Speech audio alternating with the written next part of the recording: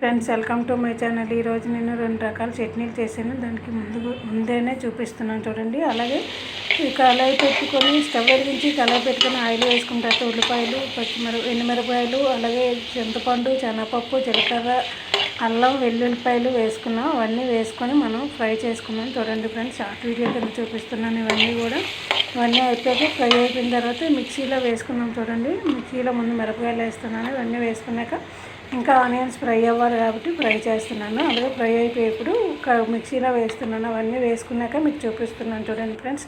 అలాగే మిక్సీ వేసుకుందాం, మనం మూత పెడుతున్నాను. మిక్సీ వేసుకుని వచ్చేసాక మీకు చూపిస్తున్నాను చూడండి ఫ్రెండ్స్. అలాగే దీనికి మనం పోపు పెట్టుకుందాం. పోపు పెట్టుకుంది కూడా మీకు చూపిస్తున్నాను. అదే నేను బౌల్లో వేస్తున్నాను ఫ్రెండ్స్.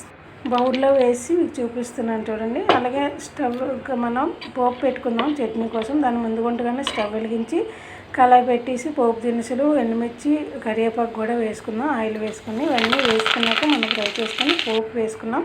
అలాగే 2వ రకం చట్నీ కూడా చేస్తున్నాను చూడండి. ఆ చట్నీ కోసం ముందుగుంటగానే మిక్సీ తీసుకున్నాను. మిక్సీ తీసుకొని వేపిన పప్పు, అలాగే కొబ్బరి ముక్కలు, ఎండుమిర్చి, పచ్చిమిర్చి, జీలకర్ర వేసుకొని మిక్సీ కొట్టాను చూడండి. మిక్సీ వేసేసాక మీకు చూపిస్తున్నాను.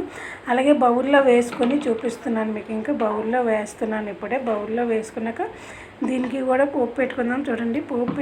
పోపు వేస్తున్నాను అందులోని. ఇంకా పోపు వేసుకొని ఒకసారి కలుపుకుందాం. అవన్నీ కలుపుకున్నాక ఒకసారి చూపిస్తున్నాను. ఇంకా కలుపుతున్నాను చూడండి ఫ్రెండ్స్.